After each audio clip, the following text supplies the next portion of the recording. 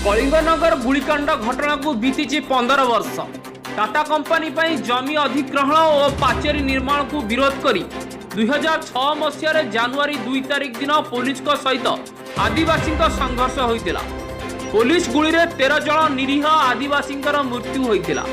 तेबे से ही अभुला दिन को मनैबा प्रत्येक वर्ष जनवरी 2 तारिख को शहीद स्मृति दिवस भाव पालन करती एठाकार स्थानीय आदिवासी।